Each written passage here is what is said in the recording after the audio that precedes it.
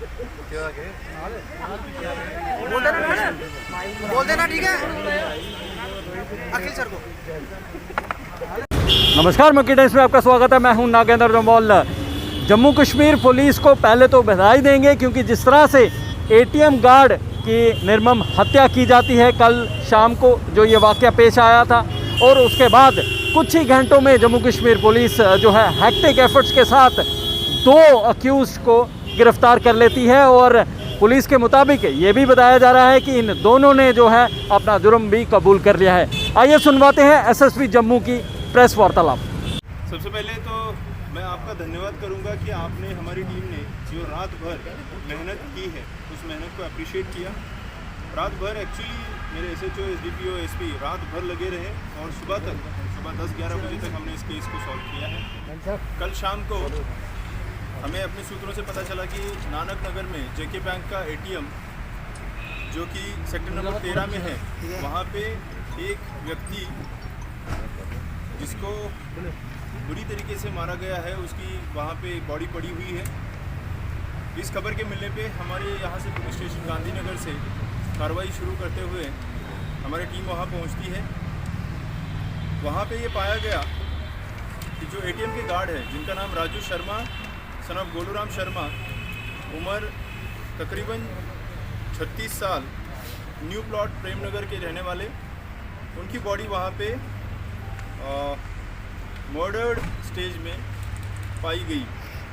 इसके ऊपर case FIR number 16/2021 under section 302 और 4/25 आर्म्स एक्ट के तहत दर्ज करके पुलिस स्टेशन ने कार्रवाई शुरू की। उस एटीएम की सीसीटीवी फुटेज और काफ़ी सारे लोगों के साथ पूछताछ करने के बाद हमारी टीम ने आज फाइनली उस केस को सॉल्व करने में और रिकॉर्ड टाइम में सॉल्व करने में कामयाबी मिली है। तकरीबन 12-14 घंटे के अंदर अंदर इस केस को हम सॉल्व कर पाए हैं। और उसमें हमने 2 मुलजिम, जिनका नाम मोहम्मद कैफ लोन सन ऑफ सरताज अहमद लोन और वकास बशीर लोन सन ऑफ बशीर अहमद लोन, जो कि अष्टिंगो बांडीपुरा के रहने वाले हैं, उनको गिरफ्तार किया हुआ है।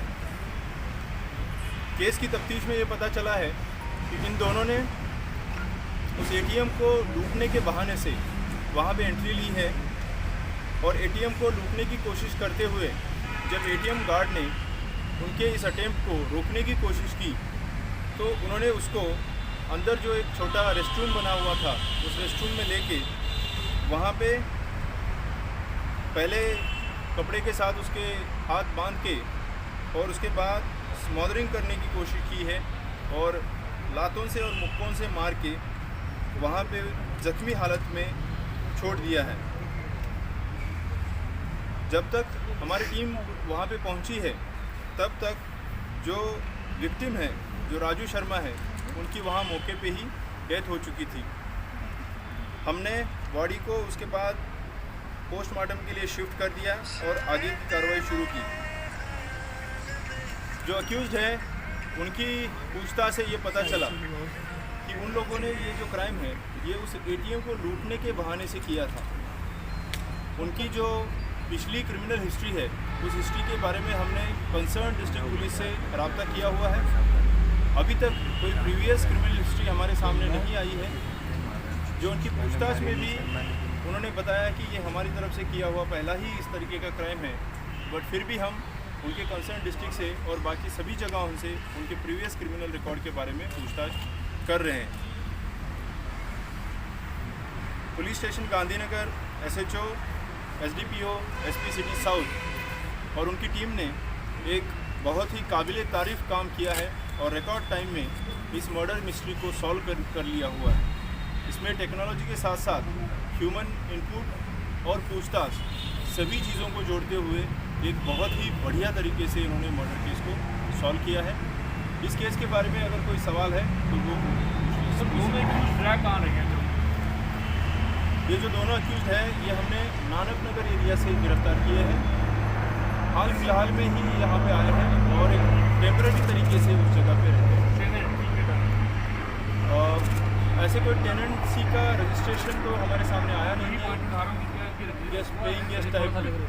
क्या इनका वेरिफिकेशन हुआ, टेनेंट वेरिफिकेशन? जी, वो सारी बातें हम आपके सामने लाएंगे। अभी हमें सिर्फ कोई 3-4 घंटे मिले हैं पूछताछ के, तो उसमें इतनी बातें हमारे सामने आई हैं। किट कहाँ से ली, कुछ उन्होंने बताया? वेपन जो है पर आपका जो है, जहाँ तक वेपन ऑफ ऑफेंस की बात है, जो पोस्टमार्टम है, पोस्टमार्टम में और बाकी सारी चीज़ों को देखते हुए ये लगता है कि किसी कंबल जैसे इससे उसको लपेट के स्मॉदरिंग की पहले कोशिश की है और उसके बाद शूज से, लातों से और उससे हाथ से ही ज़्यादा उसी के निशान मिले। कोई शार्प एज कट या उस तरीके के वेपन के बारे में अभी कोई ऐसा सामने नहीं है। स्ट्रैंगुलेशन टाइप का। जहाँ तक आपने ट्रेंड की बात कही, किसी भी ऐसे इंसिडेंट को अगर ट्रेंड मानना है तो उसमें कम से कम कोई 8-10-15 इंसिडेंट्स होना ज़रूरी है, तब उसको हम ट्रेंड मान सकते हैं। ये इस तरीके का आपको कितनी देर के मोस्टली दिल्ली के लोग हो रहे हैं? मैं कंप्लीट प्लीज़। इस तरीके का ये हमारे सामने आया हुआ एटीएम की चोरी, और एटीएम की चोरी करते हुए जो एटीएम गार्ड है, उस गार्ड को बीच में जो उसने रोकने की कोशिश की, उसको मारना, तो ऐसा ये पिछले 1-1.5 साल में तो ये पहला इंसिडेंट हमारे सामने है। तो इसको ट्रेंड तो मैं मानूंगा नहीं। जब तक ना ऐसे कुछ और इंसिडेंट आते हैं तो फिर हम उसको ट्रेंड मान सकते हैं। जहाँ तक दूसरी बात कही कि कश्मीरी यूथ यहाँ आके इस तरीके का हरकतें करना, मैंने पहले ही कहा कि इनकी जो प्रीवियस क्रिमिनल हिस्ट्री है वो अभी हमारे पास पहुँची नहीं। वो हम जान रहे हैं क्या ये पुराना चोरों का गिरोह है या क्या ये फर्स्ट टाइम चोरी कर रहे हैं, और उस तरीके से फर्स्ट टाइम चोरी करते हुए उनके हाथ से ये जो मर्डर है वो हुआ है, वो भी उसमें हम देख रहे हैं। और इसको दूसरे किसी चीज़ से जोड़ना, मुझे लगता है that we are over speculating. ऐसा कोई अभी कोई हिंट्स या कोई उसे ऐसे कोई इंडिकेटर्स इस केस में अभी तक सामने नहीं आए। कोई अभी लॉस नहीं हुआ, मशीन को डैमेज हुआ। और जो सर एटीएम मशीन इन्होंने को डैमेज हुआ है। जो एटीएम इन्होंने यूज़ किया, क्या इन्हीं का था या इन्होंने चोरी किया हुआ था वो कार्ड जिसको इनका अपना ATM है। अपना एटीएम? सर पहले गोलीकांड और मर्डर केस जम्मू के लोगों के मन में जो है वो दहशत है, तो इस दहशत से पुलिस जो है वो कैसे जम्मू के लोगों को बाहर निकालेगी? डर गए हैं जी।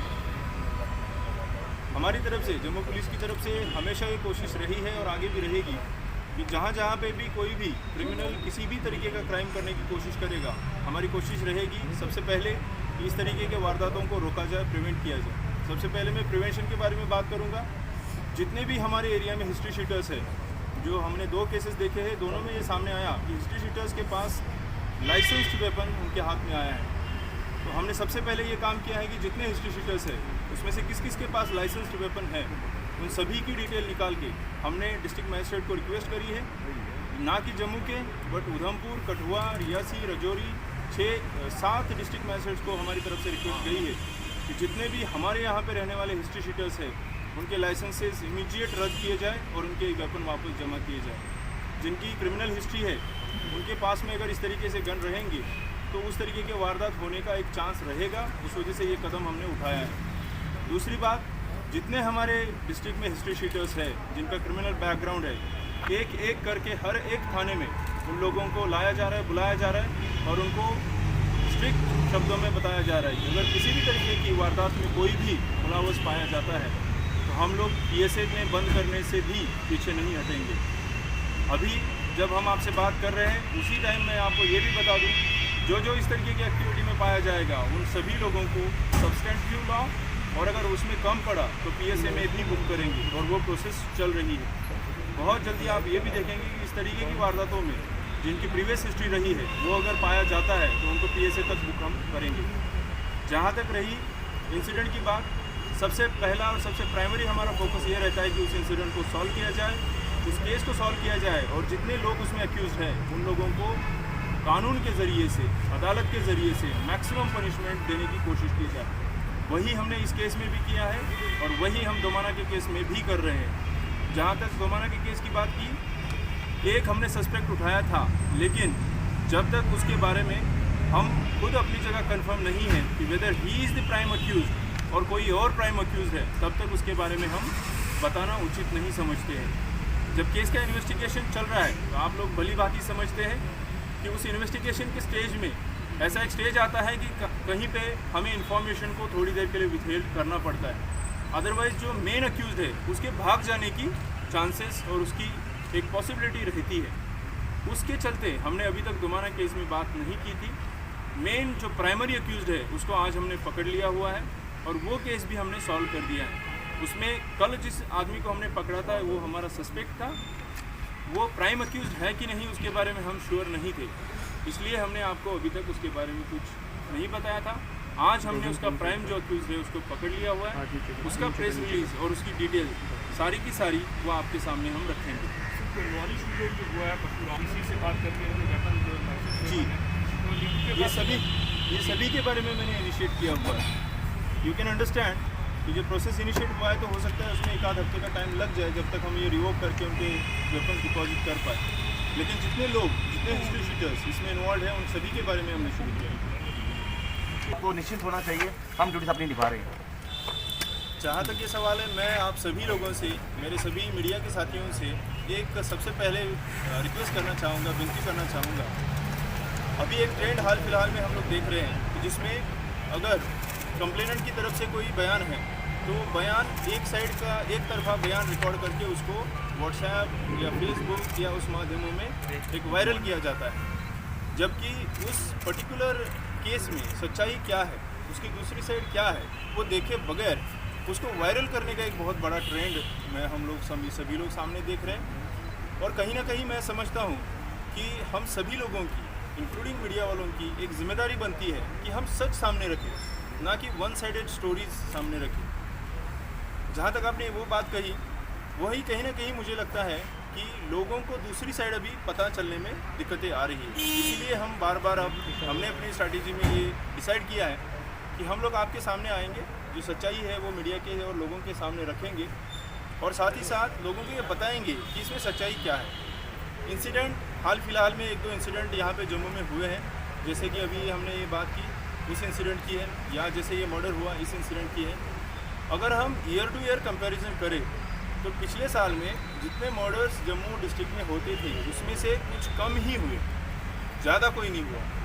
या अगर कोई और इंसिडेंट की बात करें, अगर चोरी की हम बात करते हैं तो चोरी के इंसिडेंट्स ईयर ऑन ईयर हमें वहीं पे मिला। जो ATM गार्ड की हम उसमें भी देख रहे हैं कि क्या क्या उन्होंने लाया था साथ, तो उनके पास जो उनके कपड़े हो, उनके बैग्स हो, वो सारी चीज़ें रिकवर करने की प्रोसेस चल रही है।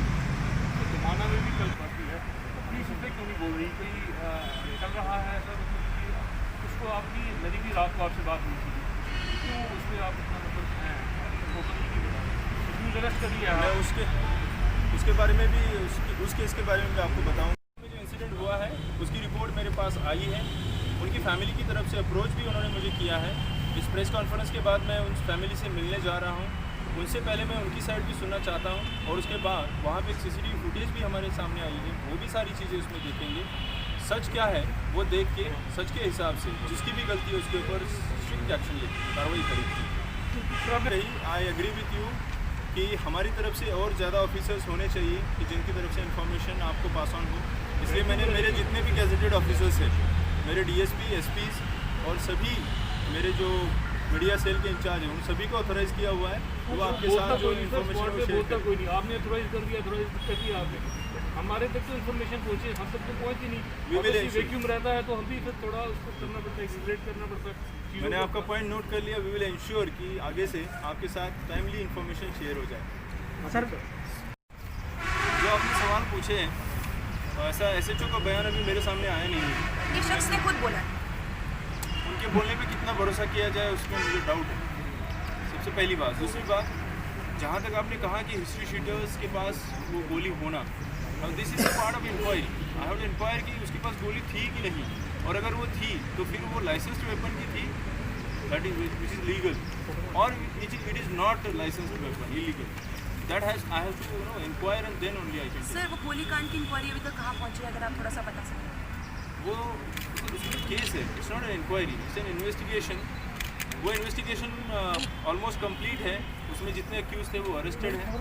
You are talking of the case of Baroda police, जो गोलीकांड हुआ था हैप्पी सिंह पर, जो गोली चली थी, talking of Domana, it is a Janipur case. मैं वही दोबारा गोलीकांड, हाँ जी जी जी, उसकी इन्वेस्टिगेशन फाइनल स्टेजेस में है, और उसमें जो वेपन है वो वेपन लाइसेंस्ड वेपन है,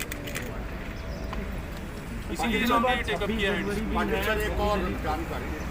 जिस तरह से आपने सुना कि एसएसपी साहब ने बताया कि कैसे ये लोग जो हैं ये बांडीपुरा से हैं, ये दोनों अक्यूज, इन्होंने वहाँ पर वारदात को अंजाम एटीएम के अंदर एंटर करते हैं और एटीएम के अंदर जो गार्ड था ये न्यू प्लॉट का बताया जा रहा है, वहाँ पर ड्यूटी पे तैनात था और जब इसे पता चलता है कि ये लोग चोरी के मकसद से एटीएम के अंदर घुसे हैं, ये उनको रोकता है, लड़ाई होती है वहाँ पर और उसके बाद ये दोनों शख्स जो हैं इस एटीएम गार्ड को बांध देते हैं और उसको चाकू घोंप देते हैं। और आपको ये भी बता दें कि जो जिसकी डेथ हुई है उसे जो है ये शार्प एज वेपन जिसे किर्च कहते हैं उससे जो है इस पे वार किया था। और आपको ये बता दें FIR number 16/2021 under section 202 IPC की धारा जो है 4/25A एक्ट के तहत मामला दर्ज किया गया था गांधीनगर पुलिस स्टेशन में। इन्वेस्टिगेशन जो थी वो स्टार्ट हुई थी। और आपको ये भी बता दें जो ये दो शख्स पकड़े गए हैं इनकी शिनाख्त हुई है Mohammad Kaif Lone son of Sartaj Ahmad Lone RO Bandipora और दूसरा विकास बशीर लोन सन ऑफ बशीर अहमद लोन, ये भी जो है बांडीपुरा का बताया जा रहा है। और पुलिस के मुताबिक इन्होंने अपना क्राइम भी जो है ये कन्फेस कर लिया है। आपको बताएं कि जिस तरह से इन्होंने ये वारदात को अंजाम दिया, जिसका मर्डर किया उसकी पहचान राजू शर्मा सन ऑफ गोलू राम शर्मा, उम्र उसकी 36-37 साल बताई जा रही है, न्यू प्लॉट का रहने वाला था। और मर्डर करने के बाद ही ये दोनों शख्स वहाँ से भाग निकले थे और पुलिस को प्रेशर था कि कैसे तैसे जो है इन लोगों को पकड़ना है जिन्होंने ये मर्डर किया है। और पुलिस स्विफ्टली एक्शन जो है पुलिस ने लिया, कुछ ही घंटों में जो है इन दोनों को राउंड अप किया। जब पूछताछ हुई तो इन दोनों ने अपना जुर्म जो है वो कन्फेस कर लिया। लाल मुझे यानी नगेंद्र जम्वाल को इस समय आप यहाँ से दीजिए इजाज़त, लेकिन जाने से पहले गुजारिश यही करूँगा कि हमारे चैनल को ज़्यादा से ज़्यादा सब्सक्राइब करें, शेयर करें ताकि हम आपको पल पल का अपडेट जो है वो देते रहें। शुक्रिया।